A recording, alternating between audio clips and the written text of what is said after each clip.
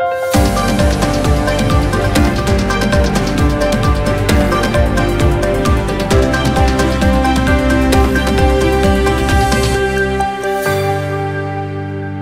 मी अनुष्का. शंखनाद न्यूज चॅनलच्या मराठी बातमीपत्रात आपल्या सर्वांचं परत एकदा स्वागत करते. बघूया आजच्या काही मराठी ठळक बातम्या. राष्ट्रीय स्वयंसेवक संघ अखिल भारतीय प्रतिनिधी सभेत सहकार्यवाहपदी दत्तात्रय होसबळे यांची अखेर 3 वर्षांसाठी फेरनिवड झाली आहे. नागपुरातील स्मृती मंदिर परिसर रेशीमबागेत सुरू असलेल्या त्रैवार्षिक बैठकीत ही फेरनिवड झाली. लोकसभा निवडणुकीच्या पार्श्वभूमीवर ही बैठक अत्यंत महत्त्वाची आहे. भाजपचे राष्ट्रीय अध्यक्ष JP नड्डा यांच्यासह अनेक मान्यवर यासाठी रविवारी सकाळी नागपुरात पोहोचले. बैठकीमध्ये सहकार्यवाह यांची निवड व 3 वर्षांसाठी नवीन कार्यकारिणी जाहीर होणार आहे. या पार्श्वभूमीवर या संदर्भात उत्सुकता आहे. संघाचे शताब्दी वर्ष आणि येत्या निवडणुकांच्या तोंडावर सहकार्यवाह पदाची धुरा महत्त्वाची आहे. सरसंघचालक डॉ. मोहन भागवत यांनी होसबळे यांना शुभेच्छा दिल्या. शंखनाद न्यूजसाठी ब्युरो रिपोर्ट. लोकसभा निवडणुकीच्या पहिल्या टप्प्यात चंद्रपूर लोकसभा मतदारसंघात 19 एप्रिल रोजी मतदान होणार आहे. संपूर्ण मतदान प्रक्रियेसाठी जिल्हा प्रशासन सज्ज झाले आहे. लोकसभा मतदारसंघात आजवर एकूण 18,36,314 मतदार मतदानाचा हक्क बजावणार आहे. चंद्रपूर जिल्ह्यातील 4 तर यवतमाळ जिल्ह्यातील 2 विधानसभा मतदारसंघाचा लोकसभा क्षेत्रात समावेश आहे. केंद्रीय राखीव पोलीस दलाची एक कंपनी सध्या जिल्ह्यात तैनात झाली आहे, तर आणखी 3 कंपन्या मतदान प्रक्रियेपर्यंत जिल्हा प्रशासनाच्या मदतीसाठी येणार आहेत. जिल्ह्यात आदर्श आचारसंहिता अंमलबजावणी व निवडणूक खर्च तपासण्यासाठी विविध पथकांची निर्मिती करण्यात आली आहे. चंद्रपूरच्या MIDC भागातील वखार महामंडळ येथे मतदान संपन्न झालेली इलेक्ट्रॉनिक मतदान यंत्रणेत ठेवली जाणार असून याच ठिकाणी 4 जून रोजी मतमोजणी होणार आहे. शंखनाद न्यूजसाठी ब्युरो रिपोर्ट. भारत निवडणूक आयोगाने 16 मार्च 2024ला दुपारी 3 वाजता लोकसभा सार्वत्रिक निवडणूक 2024च्या घोषणा केलेला आहे. तो त्याच्यामध्ये चंद्रपूर मतदारसंघाच्या निवडणूक पहिल्या टप्प्यात होणार आहे. चंद्रपूर मतदारसंघाच्या निवडणुकीचा कार्यक्रम असा असेल: 20 मार्च रोजी निवडणुकीच्या अधिसूचना जारी होणार आहे. 27 मार्चला नामनिर्देशन पत्र दाखल करण्याच्या शेवटच्या दिवशी असेल. 28 मार्चला नामनिर्देशन पत्राच्या छाननी होईल आणि 30 मार्च उमेदवारी मागे घेण्याची शेवटची तारीख असेल. नंतर मतदान 19 एप्रिलला होणार आहे आणि शेवटच्या टप्पा मतमोजणी 4 जूनला होणार आहे. निवडणूक आयोगाच्या निवडणूक कार्यक्रम जारी केलेल्यावर पूर्ण जिल्ह्यामध्ये आदर्श आचारसंहिता लागू झालेला आहे. मी सर्व नागरिक आणि सर्व पॉलिटिकल पार्टींना विनंती करतो की सर्वांनी हा निवडणुकीमध्ये सहभाग व्हावे आणि आदर्श आचारसंहितेचे पालन करावे आणि ह्या डेमोक्रेसीचा जो पर्व आहे तो त्याच्यामध्ये लोकांनी जास्तीत जास्त सहभाग व्हावे, ताकी पूर्ण आपला निवडणूक प्रक्रिया शांततेने पार पडेल आणि आपला निवडणूक लेवल प्लेइंग फील्ड आणि फ्री अँड फेअर. आपल्याकडे फोर्स डिप्लॉयमेंट प्लॅन पूर्णपणे तयार झालेला आहे. आपल्याकडे बाहेरून पण सेंट्रल आर्म फोर्सेस मिळणार आहे. एक प्लॅटून ऑलरेडी आलेला आहे, अजून 1-2 मिळू शकतो आणि त्याचा वापर आम्ही स्ट्रॉंग रूमच्या ठिकाणी आणि सेन्सिटिव्ह काही च्या ठिकाणी वापरणार आहोत. याच्या व्यतिरिक्त आपल्याकडे असलेला 2044 मतदान केंद्रामध्ये आणि प्रत्येक तालुक्यामध्ये आदर्श आचारसंहिता अंमलबजावणीसाठी पुरेसो बल उपलब्ध आहे. पूर्ण निवडणूक प्रक्रियेमध्ये एक नवीन ॲप तयार झाले, ते म्हणजे ESMS electoral season management system. तो त्या पोर्टल आणि ॲपमध्ये बँकांना सुद्धा जोडणी केलेला आहे. तो निवडणूक आयोगांना जो काही मास NPCI ट्रान्सफर असतो, वॅलेट टू वॅलेट या UPI ट्रान्झॅक्शन, त्याच्या पण माहिती मिळणार आहे. तो जो काही आसारखा संशयात कोणताही आसारखा प्रॉब्लेमॅटिक या कोणताही आसारखा प्रश्न होणारा ट्रान्झॅक्शन असेल तर त्याच्या माहिती आपल्याला मिळेल आणि त्याच्या बाबतीत आम्ही कारवाई करू. पण कॅशमध्ये सुद्धा विथ प्रॉपर डॉक्युमेंटेशन ट्रान्झॅक्शन करण्याच्या कोणताही मर्यादा नाही. त्याचप्रमाणे ऑनलाईनच्या पण कोणताही तसा मर्यादा नाही. फक्त ते प्रॉपर असला पाहिजे आणि ॲज पर रूल्स असला पाहिजे. ते टोटल 17,90,251 मतदार आहे आणि 18 ते 19 वयोगटातील 24,120 आहे. खासदार नवनीत राणा या भाजपकडून निवडणूक लढणार असून युवा स्वाभिमान पक्षाच्या वतीने अमरावतीच्या सांस्कृतिक भवन येथे ठराव घेण्यात आला आणि तो ठराव मंजूर झाला. योग्य वेळी योग्य निर्णय कळवण्यात येईल. लक्ष्मीच्या हाती नेहमी कमळ असतेच, कुणीही शंका घेऊ नये असे यावेळी खासदार नवनीत राणा यांनी संकेत दिले.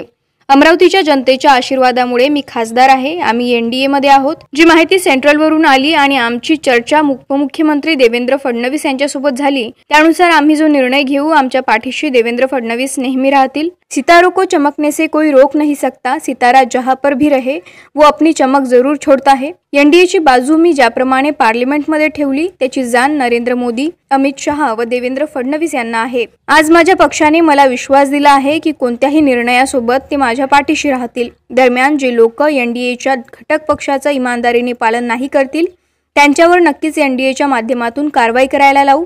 जे लोक NDA सोबत आहे त्यांना प्रामाणिक राहायला पाहिजे असे राणा यांनी स्पष्ट केले. मी एवढंच सांगू शकते, जे पदाधिकाऱ्यांची बैठक आज आम्ही घेतली, जे देवेंद्र साहेबांसोबत जे रवीजी बसले त्यांच्याशी जे बोलणं झालं, त्याच्यानंतर एक अध्यक्ष पक्षाचे जे अध्यक्ष म्हणून त्यांनी जे ठराव घेतलं, त्यांनी मला असंच म्हटलं, एक कार्याध्यक्ष म्हणून या पक्षामध्ये मी काम करत आहे गेल्या 13 वर्षापासून आणि त्यांनी एवढंच म्हटलं की येणाऱ्या काळामध्ये आपण आज NDA मध्ये आहे आणि जेही पुढे राहीन, कारण मोदीजींची, अमित शहाजींची, देवेंद्र फडणवीसजींची काही इच्छाप्रमाणे येणाऱ्या भविष्याने ज्यांच्या विचारावर आम्ही सुद्धा चालत आहे आणि ज्यांना आम्ही आमचे नेते मानत आहे, तर मला वाटते त्यांनी आज पक्षाचा ठराव घेतलेला आहे.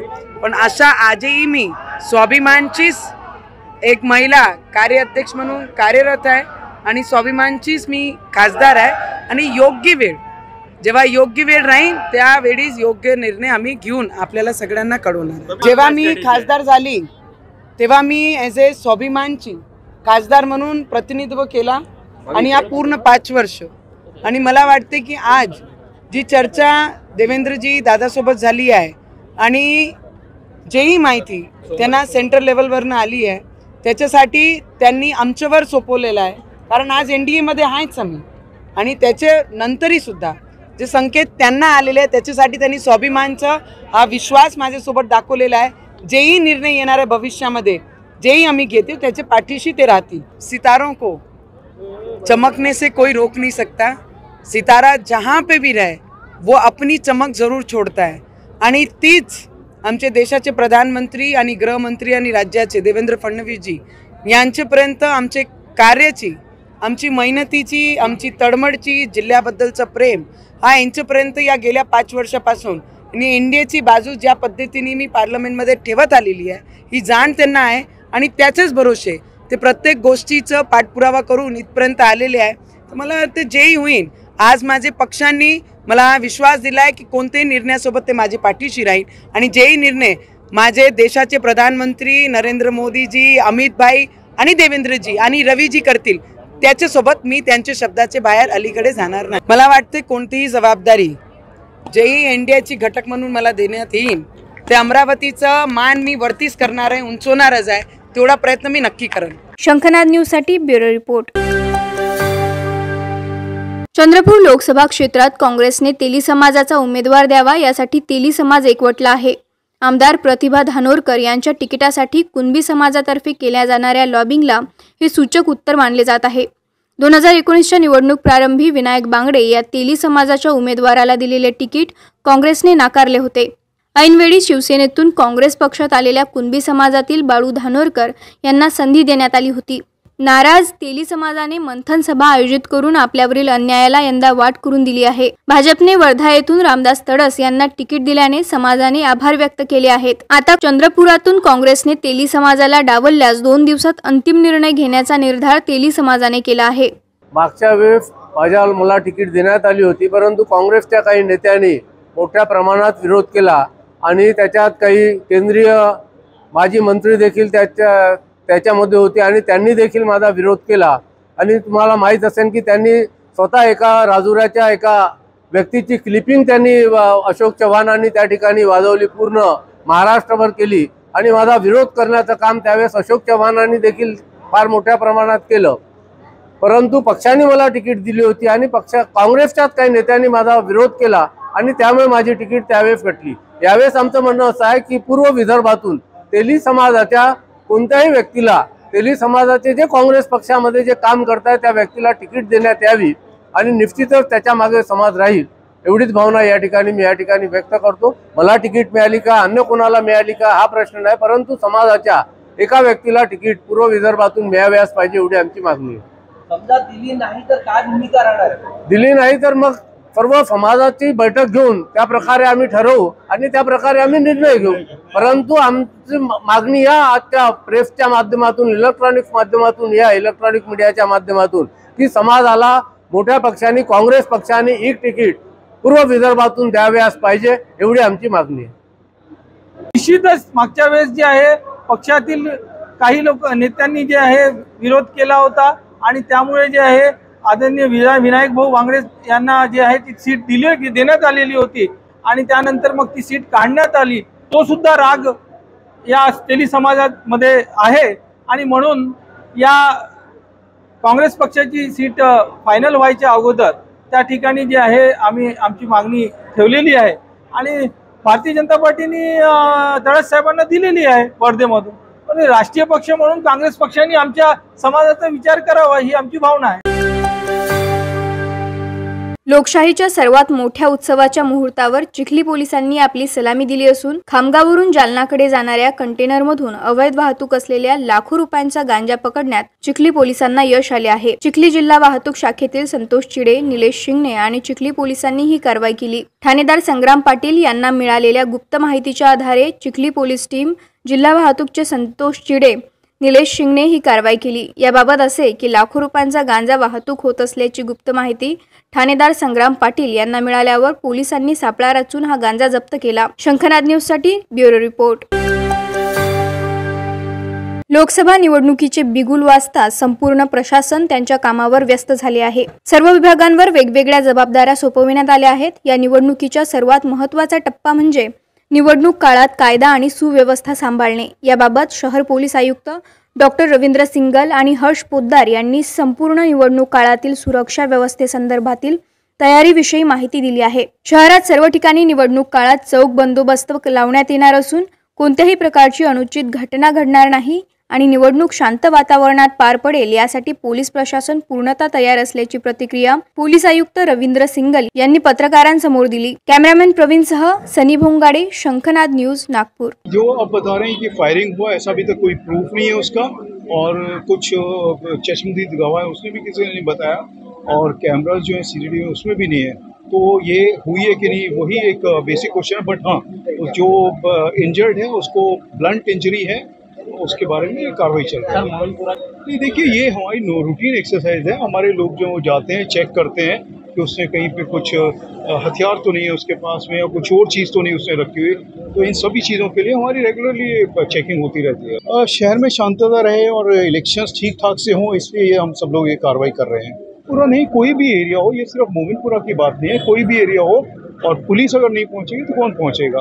हमको वो नहीं लगता है किसी एरिया के बारे में है. सभी लोग जो है कोऑपरेट करते हैं और ये बहुत अच्छी बात है. समाज के सब लोग जो इसमें कोऑपरेट करते हैं और सब अप्रिशिएट भी करते हैं पुलिस के एक्शन को.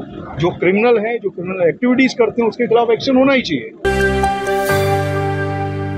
तर या होत्या आजच्या प्रमुख बातम्या. परत भेटूया नवीन बातमीपत्रासह. तोवर नमस्कार. क्या हुआ बहू? माँ, पाइल्स की बहुत तकलीफ हो रही है. तो तुम गुदरोग सर्जन के पास क्यों नहीं गई?